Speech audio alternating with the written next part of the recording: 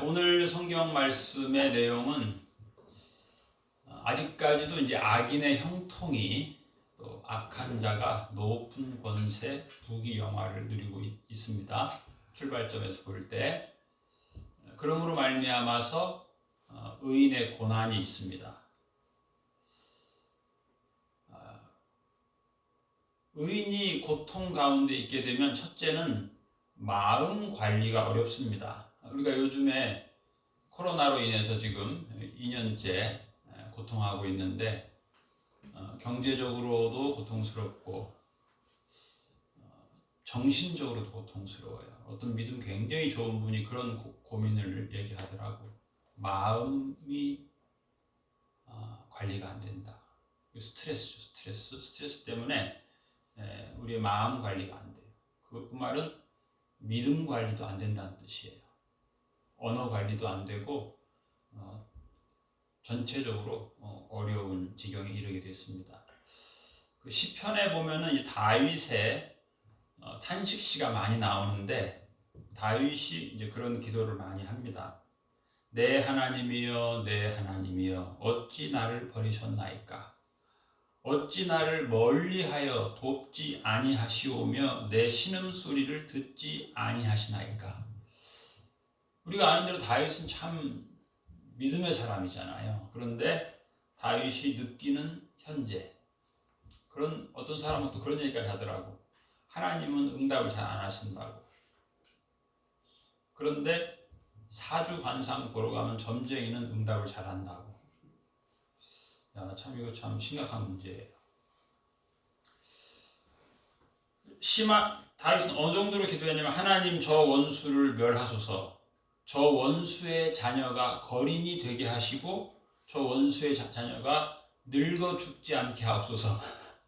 옛날에 그런 데 있죠. 옛날에 그 왕궁에 왕을 이렇게 재밌게 해야 되는 광대가 있는데 재밌게 못했다는 거예요, 그날은. 그래서 재밌게 못하면 넌 사형이다.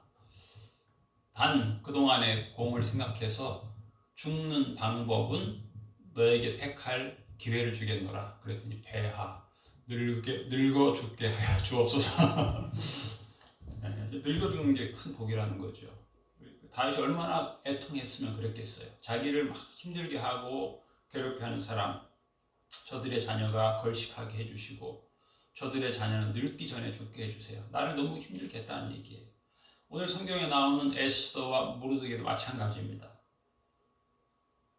악인의 형통. 악인은 그냥 자꾸 높은 자리에 가고 부귀영화를 누리고 권세를 다 손에 쥐고 믿음의 사람은 고난을 당하고 그러니 마음 관리가 어려운 거예요. 오직 했으면 에스더가 3일 동안 금식기도 했겠어요.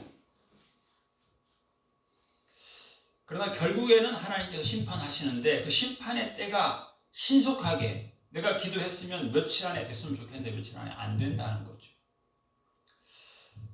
그런가 하면 이제 에스더의 참 우리가 지혜를 보게 돼요. 왕한테 바로 얘기해도 되잖아. 그런데 그게 하나님의 역사예요. 바로 얘기했으면 하만이 변명하겠죠. 냉정하게 변명하겠죠.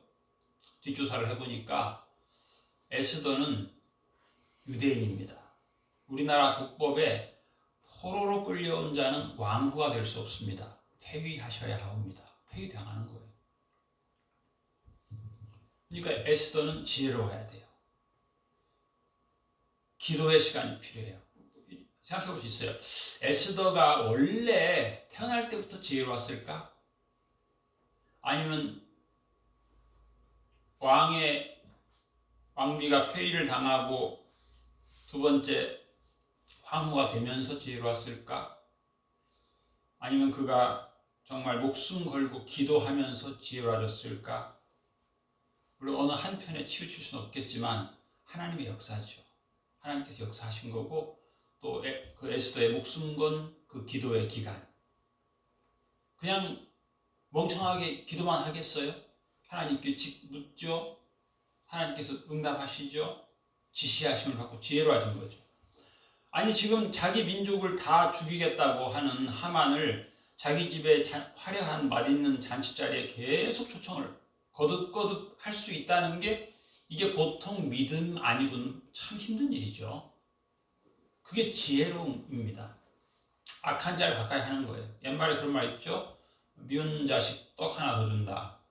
네? 밉다고 해서 자꾸 이렇게 척지고 멀리 하는 게 아니죠. 뭐 정치, 여의도가 썩었다. 그렇다고 해서 기독교인들은 다 여의도하고 뒤로만 가야 되는 건 아니에요. 그 기독교인이 입법의 한 부분을 감당해야 되는 거지. 정치가들은 다 썩었으니까 우리는 다 세상을 등지고 그냥 기도만 할 따름이다. 그건 아니에요. 그래서 이제 에스더와 모르드게, 다윗, 욥, 요셉 모든 사람이 고민하는 건 그거예요. 하나님의 응답이 느리다는 거죠. 그런가 하면 하나님의 심판이 멈춘 것 같기도 하는 느낌이 들 때도 있는 것입니다. 그러나 하나님의 심판은 가장 최고로 적절한 때 이루어집니다. 그래서 지금 에스더도 마찬가지예요. 첫 번 잔치에서 결판 내지 않죠. 거듭거듭 하만을 그 원수를 자기 집에 초청하는 거예요. 최고의 음식을 먹이는 거예요. 이런 또 영적 지혜가 필요합니다. 해마다 서울대학교 김난도 교수팀이 코리아 트렌드라고 하는 책을 발간을 합니다. 우리 교회에도 여러 권 있어요. 금년 1월에 발간한 책은 책 제목이 재미있어요. 카우보이 히어로 제목이 이제 그 트렌드를 만들어 10가지. 예를 들면 2018년도에는 언택트라고 하는 트렌드가 있다는 걸 만들었어요. 많은 비판을 받았어요. 무슨 말도 안 되는 언택트고 그런 콩글리시가 어디 있냐 그랬는데 그 말이 지금 세계적인 신조어로 쓰이고 있어요. 언택트. 이거 이제 컨택트의 반대말인데 서로 이렇게 대면이 어려운 시대가 온다. 비대면 시대가 온다는 것을 3년 전에 얘기했는데 그게 이제 세계적인 트렌드가 된 거죠. 나름 이제 한번 볼 필요가 있어요. 이제 또 트렌드가 뭐냐? 이제 V노믹스다. V노믹스라고 하는 것은 이제 바이러스가 세계 경제를 좌우한다. 이제 한국 경제를 좌우한다. 사실 뭐 지난 1년 동안 바이러스 때문에 뭐 주식가격이 떨어졌다가 뭐 폭등했다가 왔다 갔다 하지요. 그런가 하면 또 백신. 이 백신이라고 하는 것은 이제 라틴어로 이제 이제 그 옛날에 또 이런 전염병이 많았거든요. 그런데 이제 의학자들이 관찰해 보니까 소젖을 짜는 그 사람들의 가정은 그 부류의 사람들은 전염병의 영향을 안 받더라는 거예요. 왜냐하면 이미 소가 그 우두에 걸려가지고 전염병에 걸렸는데 그 젖을 짜면서 이런 것들이 나름 백신이 돼가지고 가볍게 이 사람들이 몸살 감기를 앓고 넘어갔기 때문에 이런 천연두가 유행할 때 안 죽더라는 거죠. 그래서 이 사람이 그 우두 접종을 한 거죠. 우리 어렸을 때 다 여기다가 우두 접종 다 했거든요. 그게 백신입니다. 백신. 근데 이런 백신에 대한 소식도 마찬가지로 이게 사람의 경기 또 우리나라 경제를 좌우하기도 합니다. 재밌는 말은 이제 그런 이 10개의 트렌드를 쫙 모아서 첫 글자를 쫙 따가지고 단어를 만들었는데 그게 바로 카우보이 히어로예요. 카우보이는 뭐예요? 물론 이제 우리는 이제 성경을 보는 분들이니까 카우보이 하면 다윗이 생각나죠. 카우보이 목동이에요. 목동. 그 목동 어린 목동이지만 적장 골리앗은 대제국의 거인의 백전백승의 장군이지만 하나님께서 역사하면 내가 승리한다. 하나님 도와주시옵소서. 하나님의 이름으로 내가 나간다 했을 때 하나님께서 승리케 하셨잖아요.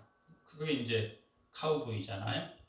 그런가 하면 또 이 카우보이 히어로는 또 뭐냐면 그런 생각이 들어요. 투사 그런 느낌이 들어요. 스페인에 가면 투를 하잖아요. 거대하고 성난 황소를 이 투사가 이 깃발 가지고 이제 결국에는 황소를 쓰러뜨리는 거죠. 그런데 좀 잔인하긴 하지만 황소를 칼로 꽂기도 하고, 그럼 화가 난 황소가 더 성난, 이게 카우예요. 카우, 성난 황소. 그런데 이것을 투사는 그 투장에서 춤을 춥니다.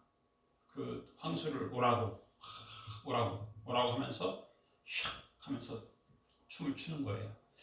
그러니까 어떻게 보면 우리의 이 21년도 우리가 가져야 될 트렌드 중에 하나는 이런 그 격변이죠. 격변. 거기서 그 책에서 표현하는 게 이제 변동성에 대한 얘기를 하고, 불확실성에 대한 얘기도 하고, 복잡성에 대해서도 얘기하고, 모호성에 대해서 얘기하는데, 그것을 이제 우리가 춤추는 투사처럼 잘 다뤄야 되겠죠. 또 그런가 하면 우리가 이제 요새 코로나 블루라고 해서 우울하기도 하고, 스트레스 받고, 짜증 나고, 감정 조절이 안 되고, 이런 것들을 잘 극복해야 되는데, 다윗의 가졌던 그 신앙, 오직 하나님의 이름으로 승리하려고 하는 그 신앙이 우리한테 필요하겠고, 투사처럼 이 험한 격변하는 변동성이 심한 세상에서 춤을 추듯이, 춤춘다는 게 어떻게 보면 재밌는 것 같지만 또 기본적인 근육이 있어야 되잖아요. 영적 근육, 단련이 필요한 그런 시대라고 생각합니다. 오늘 성경 말씀에서 우리가 하나님께서 어떻게 역사하시는가, 믿음의 사람이 어떻게 이 의인의 고난 중에 영적 관리를 잘해서 하나님의 승리를 맛보는가를 우리가 발견하면서 금년 한 해에도 여러분들이 다양한 인생의 풍파 가운데서 하나님의 도우심을 기도하고 승리의 춤을 출 수 있는, 다윗처럼 승리하는, 요셉처럼 승리하는, 예수님처럼 승리하는 그런 믿음의 삶을 살아가는 우리 모두가 되시기를 축복합니다. 아멘. 오늘 본문 1절 말씀 역시 잔칫집이기는 하지만 상황은 절망적입니다. 여전히 하만이 최고의 권세를 가지고 있고, 하만은 25m 이상 되는 이 아름드리 나무를 높이 자기 집 마당에 세워놓고 거기에 모르드게의 목을 매달려고, 머리를 잘라서 매달려고 모든 만반의 준비를 다 했습니다.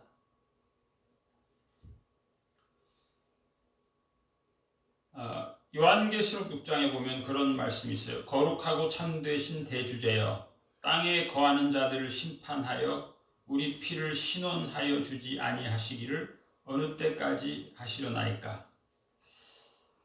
지금 모르드게의 형편은 절체절명의 위기입니다. 언제 죽을지 몰라요. 하만이 완벽하게 준비해놨습니다. 모르드게의 목을 자를 준비를.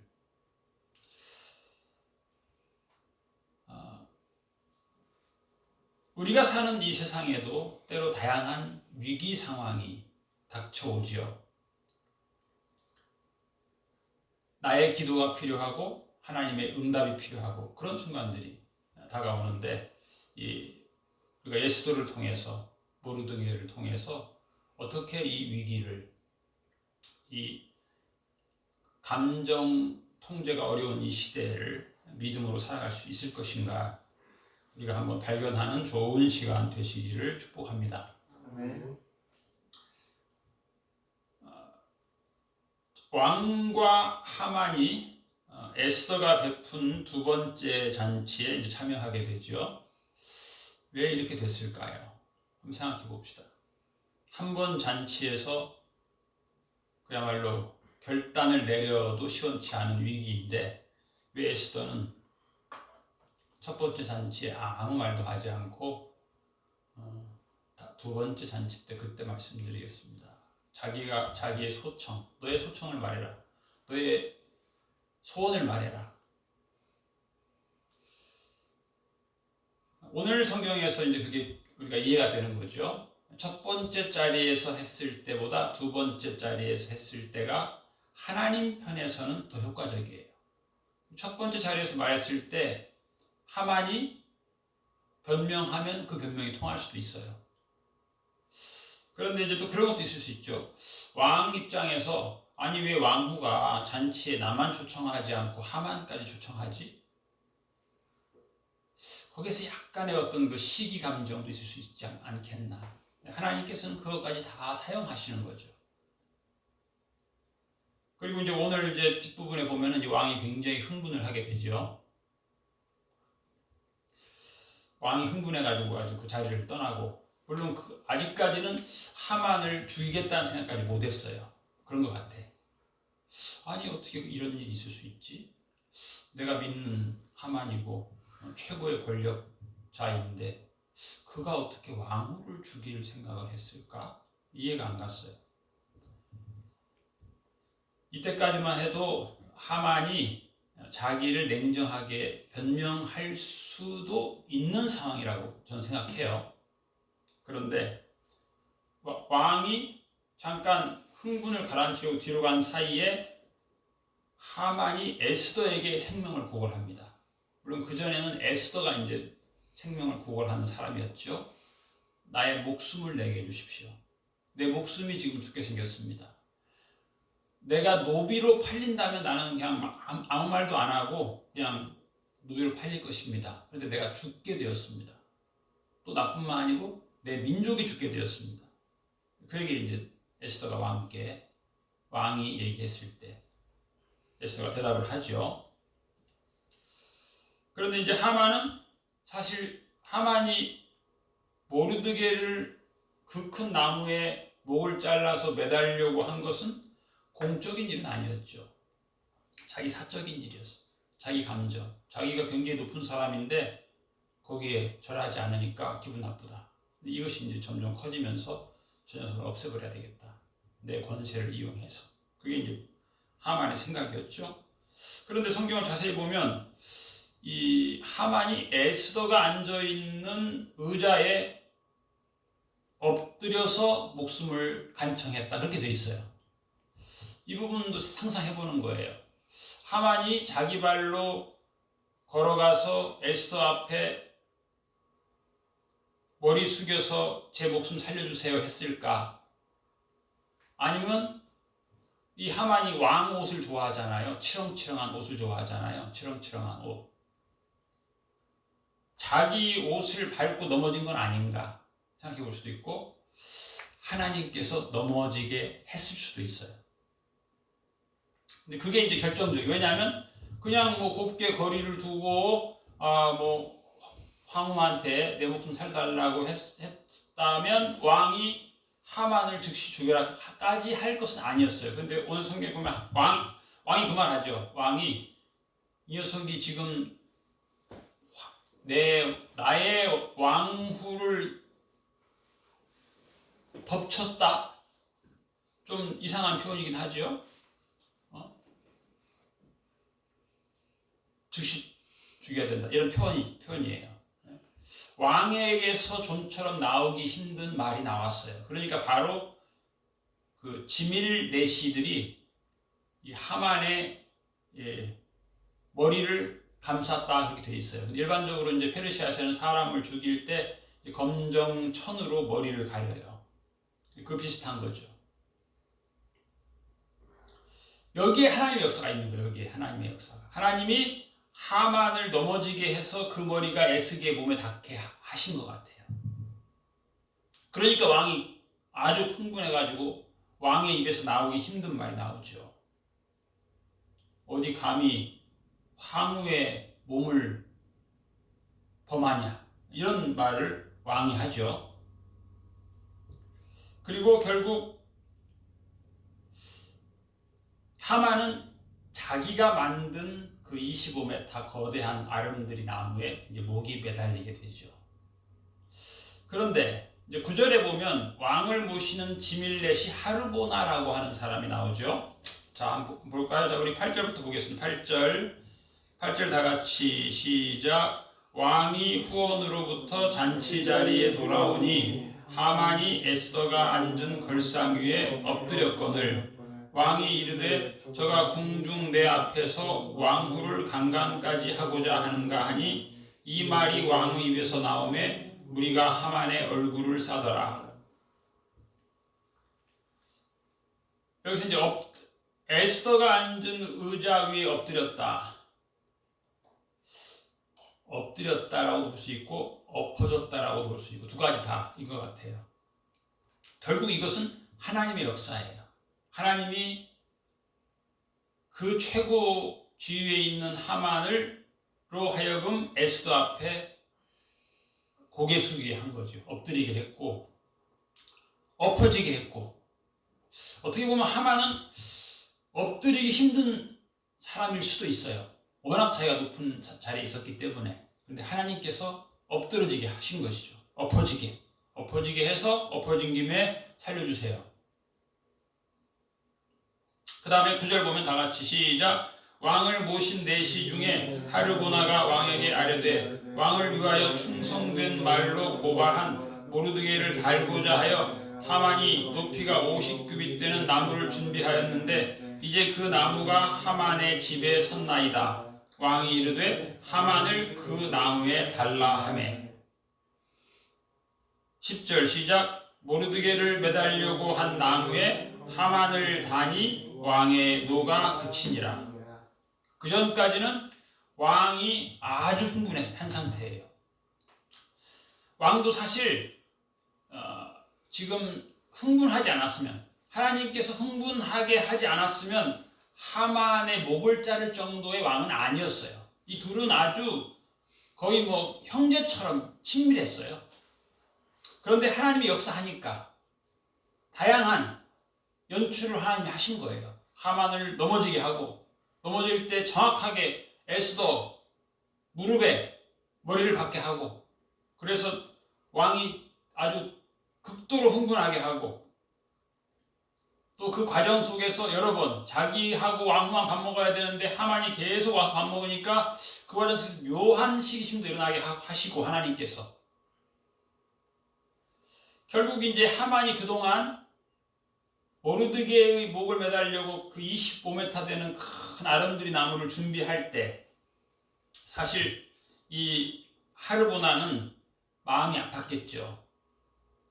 충성스러운 모르드게가 저 간신배에 의해서 목이 잘리게 됐다. 그러나 그의 권세가 하도 크니까 말을 못한 거예요. 계속 마음속으로 있었는데, 그래서 오늘 이제 하르보나가 그 말을 하죠.